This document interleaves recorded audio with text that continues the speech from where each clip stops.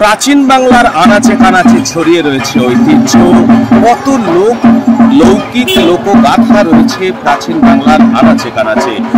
লৌকিক দেবতার অভাব নেই আমাদের এই প্রাচীন বাংলায়।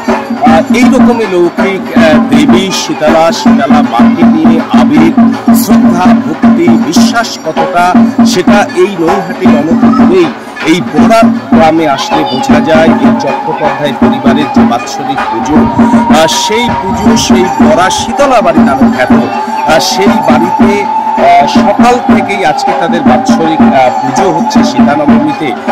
কতটা আবেগ, শ্রদ্ধা, ভক্তি থাকলে মানুষ এইভাবে আসেন, তারা ইতিমধ্যেই সারিবদ্ধভাবে রয়েছেন, সেই দৃশ্য আমরা তুলে ধরব।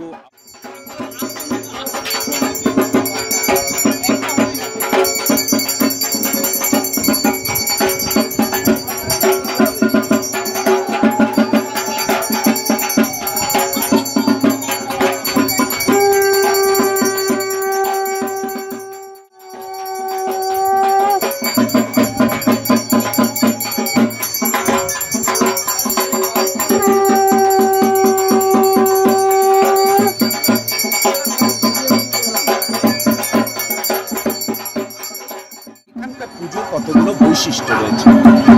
সমস্ত এই যে লৌকিক দেবদেবীর পুজো হয়, সেই সমস্ত পুজোগুলোর নানা বৈশিষ্ট্য থাকে।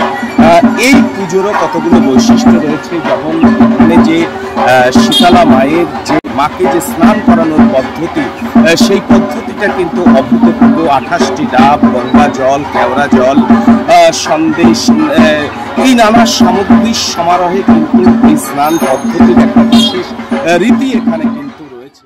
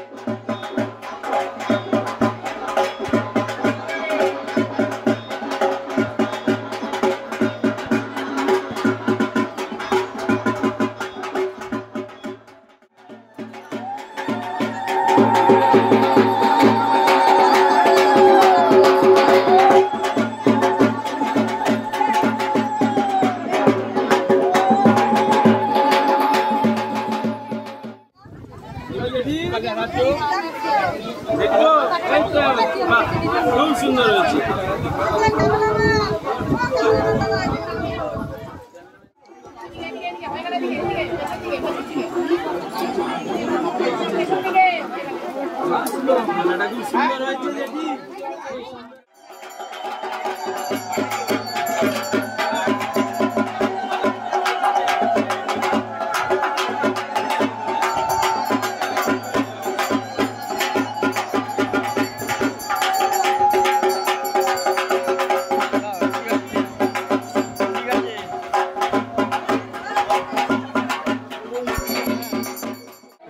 আজকে সীতা নবমীর দিন, তার বাৎসরিক অনুষ্ঠান হচ্ছে চট্টোপাধ্যায় পরিবারের গৃহ দেবতা শীতলা পুজো।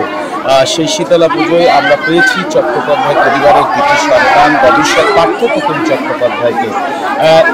আজকে আমরা জানবো যে এই যে শীতলা পুজো আমরা সকাল থেকে দেখছি, এত মানুষ আপনাদের এখানে এসছেন, আবেগ শ্রদ্ধা ভালোবাসার জায়গা তো বটেই। এই পুজোর একটা সংক্ষিপ্ত বাতাবরণ কিভাবে তৈরি হলো, কিভাবে আসলো, এর ইতিহাসটা কিংবা মানুষের এই আশ্রয়স্থল হয়ে উঠলো কিভাবে যদি বলো। আমাদের বাড়ির এই পুজো এটা কয়েকশো বছরের প্রাচীন পুজো। ঠিক কবে এই পুজোর প্রচলন হয়েছিল আমাদের পূর্বপুরুষেরা কেউই বলতে পারেননি। মানে আমার যিনি ঠাকুরদাদা, তার ঠাকুরদাদার বাবা রাখালচন্দ্র চট্টোপাধ্যায়, তার শুনেছি এটা নাকি শ্বশুরবাড়ি সূত্রে প্রাপ্ত এই জায়গা, এবং সেই সূত্রে প্রাপ্ত এই শীতলা দেবীর যে পাথরের মূর্তি, সেই মূর্তি তিনি পেয়েছিলেন। আমাদের মানে আসল বাড়ি ছিল হুগলি জেলার তৎকালীন ফরাসডাঙ্গা, এখনকার চন্দননগর। সেখান থেকে সেই সময় আমার মনে হয় এটা যতদূর সম্ভব 19th সেঞ্চুরির ফার্স্ট হাফে তারা এখানে চলে আসেন, এবং এই পরিবারে মানে সেই পরিবারে যে আপনার শীতলা পুজোর প্রচলন ছিল, সেই পুজো তখন আমাদের পরিবারের গৃহদেবী তিনি হয়ে ওঠেন। এবং আমাদের পরিবারের এই সীতানবমী তিথির দিন, যেদিন সীতানবমী তিথি পড়ে, সেদিন মায়ের বাৎসরিক পুজো হয়। এছাড়া প্রতিদিনই মায়ের দুবেলা নিত্য পুজো হয়। প্রতিদিন মানুষ আসেন তারা পুজো দিতে। আর আজকে তো দেখতে পাচ্ছেন হাজার হাজার মানুষ সারাদিন ধরে তারা পুজো দেবেন, দণ্ডি কাটবেন, বেল কাটা দিয়ে তারা বুকের রক্ত চিরে মাকে দেন, ধুলো পোড়ান, নানা রকমের ভাবে তারা মায়ের কাছে পুজো দেন। এখনো পর্যন্ত আমাদের যেটা রীতি আছে যে 32টা গ্রামে, পার্শ্ববর্তী 32টা গ্রাম, সেই 32টা গ্রামে এখনো ঢোল পিটিয়ে মায়ের পুজোর খবর দেওয়া হয়। এবছরও সেই রীতির অন্যথা হয়নি। ভোরবেলা থেকেই মানুষ এখানে আসছেন, এসে তারা পুজো দিচ্ছেন। নিশ্চয়ই মায়ের মনস্কামনা, মায়ের কাছে তারা যা মনস্কামনা করেন সেই মনস্কামনা পূর্ণ হয়। এটার থেকেই এত মানুষ এখানে আসেন। আমাদের আলাদা করে সেই অর্থে কাউকে কোনো, আজকে যে প্রচার সর্বস্ব যুগ, সোশ্যাল মিডিয়ার যে যুগ, যেখানে আজকে প্রচারের মাধ্যমে অনেক কিছুই অনেক জায়গায় পৌঁছে যায়, কিন্তু আমাদের এই পারিবারিক পুজো যেখানেই হাজার হাজার মানুষ প্রতি বছর আসেন, আমাদের কিন্তু সেই অর্থে আমাদের আলাদা করে কিন্তু কোনো প্রচার করতে হয় না।